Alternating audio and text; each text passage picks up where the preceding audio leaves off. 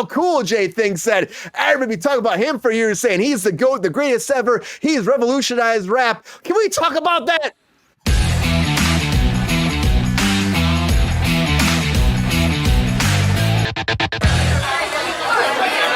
So LL Cool J. My phone to Hot Goat. Hot goat, the frothy hot goat, please. The frothy hot goat.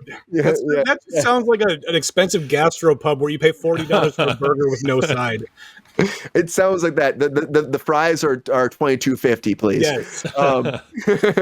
They're organic and they're from Sweden. It'll be fantastic. Swedish potatoes.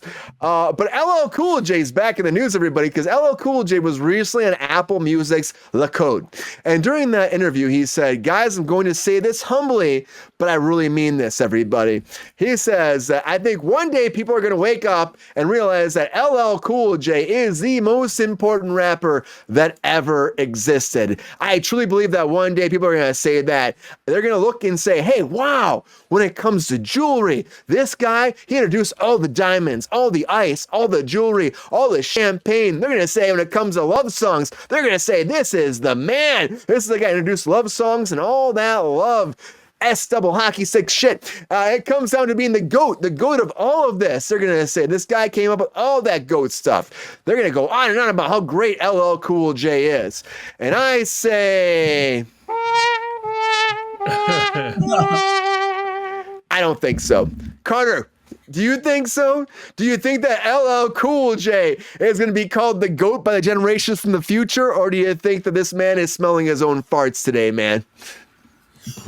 I'm actually going to say a little bit of both because, frankly, I'm actually a big fan of LL Cool J. And the reason being is because this is an individual since January 14th, 1968, since the day of his birth until now, this man has produced 14 studio albums. He has been in over 10 films. He has been an entrepreneur, a bodybuilder, an actor. He's been doing so many amazing things. I mean, and he also knows how to walk the walk and talk the talk. He's a dynamic rapper. Do I believe he's one of the best MCs of all time in the top 10? Well, I'll leave it for others to determine and decide. But Todd Smith, I mean, the man who is known to the world as LL Cool J, I mean, he is consistent with his aura, with the way he represents himself. His swagger is sharp. I mean, he knows how to represent himself to the public. He's a businessman. He's a performer. He is just, wow, he's just an all-around phenomenal person, and not to mention a great family man and citizen. So I think he'll be known for that as well as his rapping and his performance art. Well, Carter, here's my question for you, though, too, because he has done all that, right?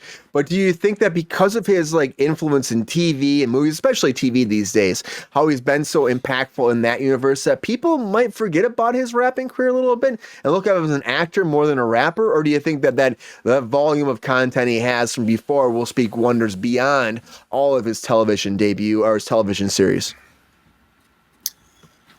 For the recent LL Cool J, yes, because he did recently release his newest album, The Force, if I'm not mistaken. It's been 11 years since his last album, which was called Authentic. That was back in 2013. So because he's had so much time in between making rap records, he's been known to do more of his entrepreneurial stuff and his acting as well. So I think for a newer generation, they'll know him more for his acting and his business adventures than, say, his big songs like I Can't Live Without My Radio, Mama Said Knock You Out, Doing It, Great or song. Love You Better, things like that. So I think that because this man is so all over the place in his adventures, he'll be known more for his acting than his music to a point with some of his newer fans.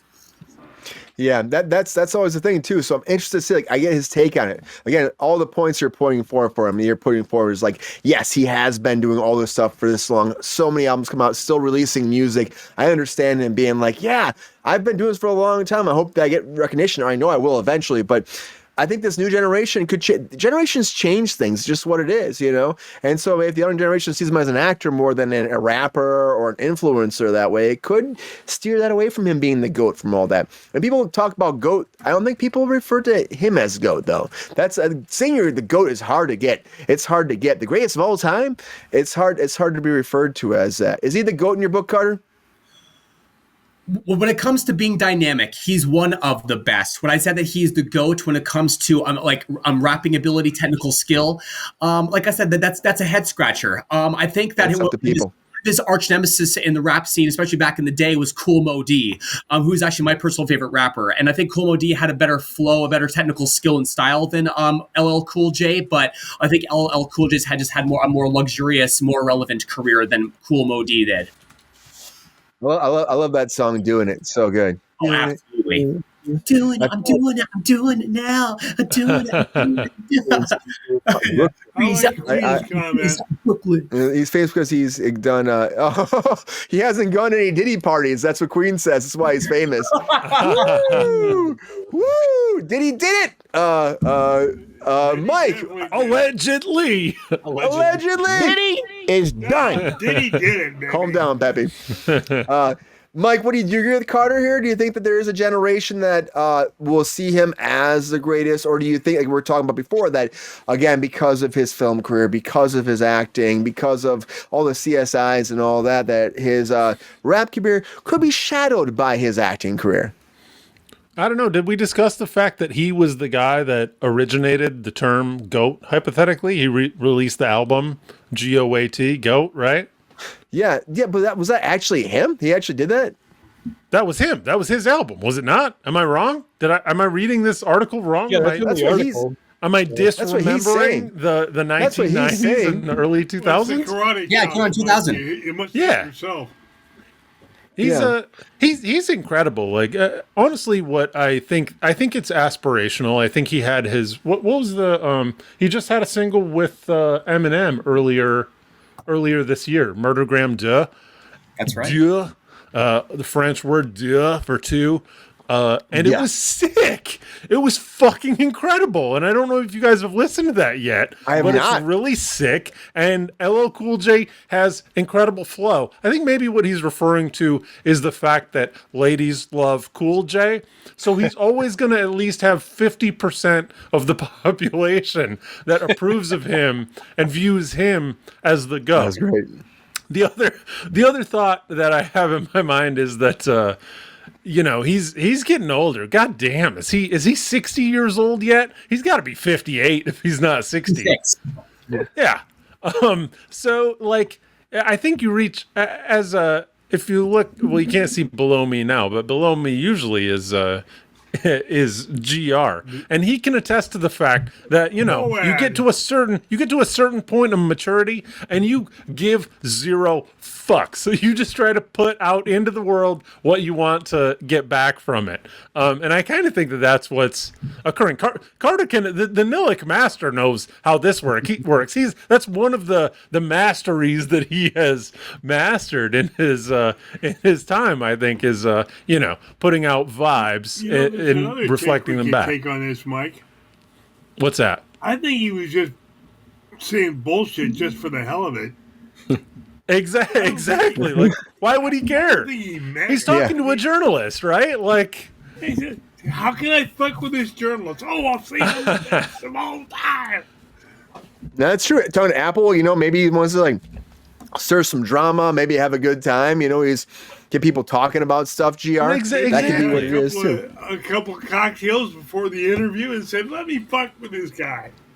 And then here we are right now. But GR, what do you think? Do you think that he is the GOAT? GR? Will he go down in the record books as the greatest of all time when it comes to rap? To me, and I like GOAT, but no, I don't think it's a rapper that's. To me, that's not music. That's just people talking. I'm sorry. But then, as Mike was making all these comments about my age, I am youth deprived, and that ain't fucking music. You're saying that is music. Yeah, Carter does. Oh yeah, Carter does play music. So you're saying GR? It's trash. Oh shit! Talking. That's not music. How about the cultural commentary that's occurring? Yeah. Surely that's relevant, GR. Yeah. No, Yeah, I'll have to respectfully, if I may, I may have to. Carter, I'm saying it just to cause trouble. No, that's cool. That's cool. I will have to respectfully disagree with you, GR. I mean, there are a lot of rappers out there who do You're know how not to do allowed to, Carter. I made the statement. It's standing on its own. You make music. He talks. Well, I'm also somebody you who can't argue with that, Carter. You make music. I think he can if he wants to. I think he can. I think he 100% go can. for it, Carter. Yeah. Well, I value what GR is saying, but I will have to respectfully disagree because there are a lot of rappers out there who do create their own music, their own beats. I would use this illustration. There's a band called The Roots who also perform on Jimmy Fallon's show, and they are a hip hop R&B group, and they create their own beats and they create their own raps without using the necessity of a computer to create those beats and those flows. And there's also a band called 311 who I adore, and I've been a fan of theirs for 21 years, and they have successfully took hip hop, rap, ska, reggae, metal, rock and roll, and made a blender out of it and made it their own. And that's what I would refer Naked Lion as, because we would take a lot of things and cherry pick them and put into our own sound, or a very hybrid music sound. And I feel like there are rappers out there who do use like a guitar, bass, drums, real stuff, not just a computer, to create a unique kind of music. So I do get where you're coming from, GR, and I'm not suggesting that you're wrong. I'm just saying that I think that there's a lot of music out there that doesn't need always to have a singer, rappers, and there's also also kind of like, if you've heard Bernie Sanders stuff, he did This Land Is Your Land by using a speaking kind of way of singing the song, because Bernie Sanders can't sing. So I have not heard that. I kind of want to hear that now. Yeah, he created a folk album. Can we take a minute to play that on the show? Is that acceptable? Can we do that? I mean, if we can pull it up so we can share it. Oh, look at this! He's featured on an Eazy-E track. Yeah. That's wild. All right, Trevor, how do you weigh in on all this stuff? Do you think that he's the GOAT? That by saying you're the GOAT, does it make you the GOAT based off his track record? Does that make him the GOAT? Or are people going to look at him like, okay, well, he did a lot of great things, but they're going to look at him as a TV star more than an actual rapper? Well, if there's one thing that I know about LL Cool J, it's that his hat is like a shark's fin. Yes! Thank you for the Deep Blue Sea reference. I really appreciate that. Welcome. I think LL Cool J is fine, maybe even great. I don't know that I'm necessarily qualified for to rank him as like the greatest. Like for me, like the greatest rapper will always be Method Man, but that's mostly because he's a huge fucking nerd. I love that. That man's awesome. But like LL Cool J has definitely had a long career. Like the fact that he's still doing it and still out there and still relevant, like certainly speaks to like his, his ability and his quality as a rapper. As far as if he's the greatest, I don't know. But no, I don't think that you can just call yourself the greatest and have people believe that. But like, yeah, I think he's fine. But like I said, I don't know that I'm qualified to weigh in because like rap isn't really my genre. I do like have a lot of respect for rap as an art, as a medium, and like I don't really appreciate comments that say like, oh, rap is noise pollution or whatever. Like it is an art.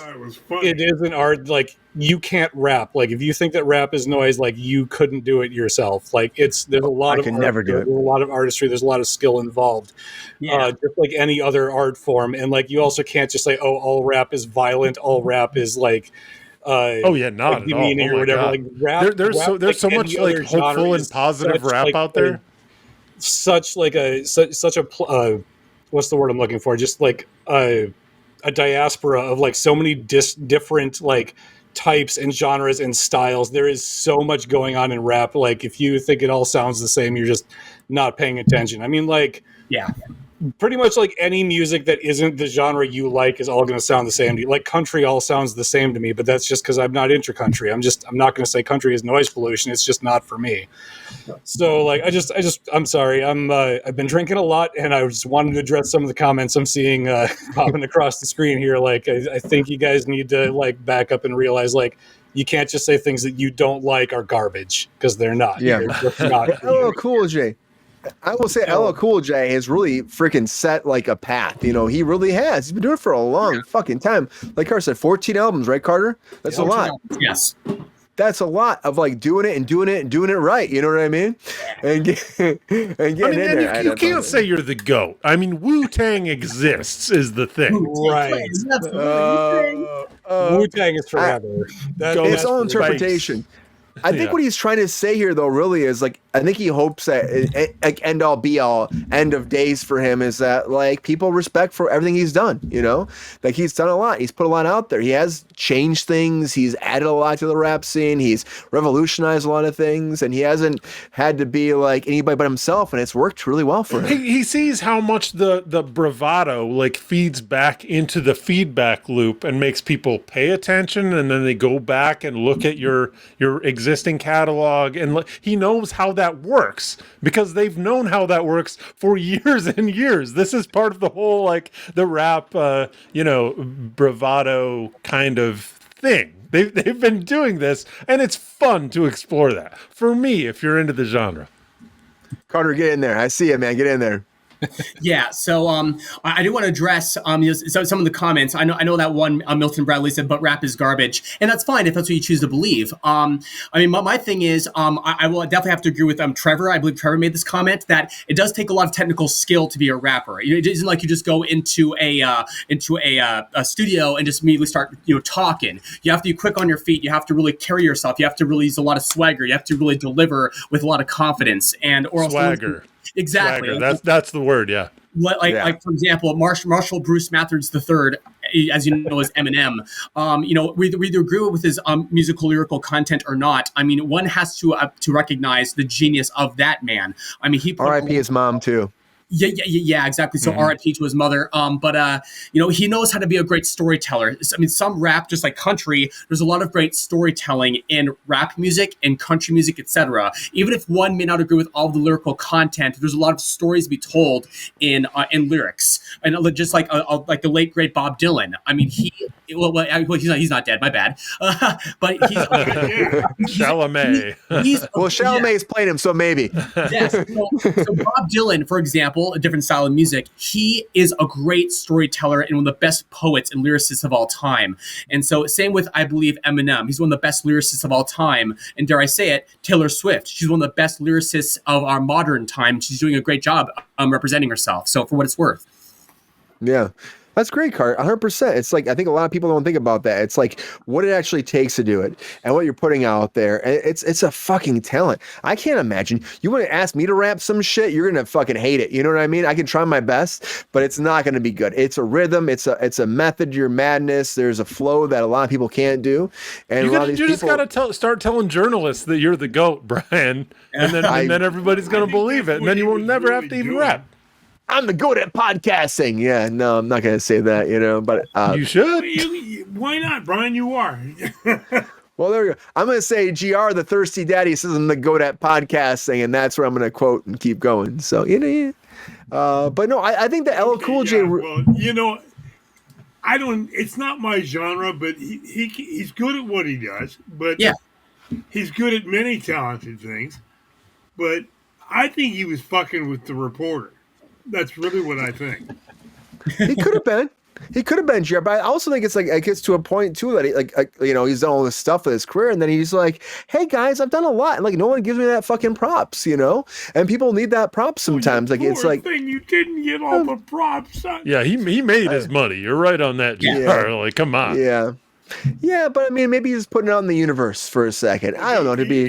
I can tell him to find sympathy the same way my mom told me. How's that? It's in the dictionary between shit and syphilis. Wow, your mom sounds like a really interesting woman, GR.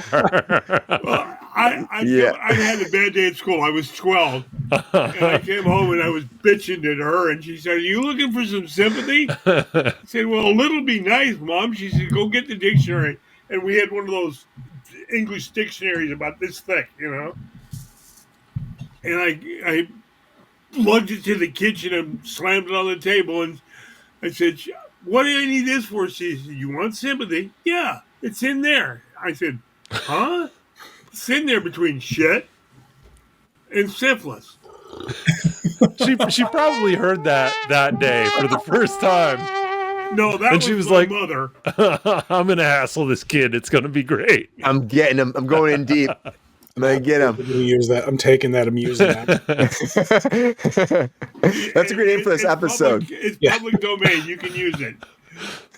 Between syphilis and shit and syphilis. Shit. Between shit and syphilis. Between shit and syphilis. That's a good episode name. Yo, player, if you enjoyed this video, please like and subscribe and hit the bell to be notified when we are live. And if you are able to join our Patreon, please join. Because the Pepestar needs more snickety snacks. Because I'm hungry. Holla back. Love y'all.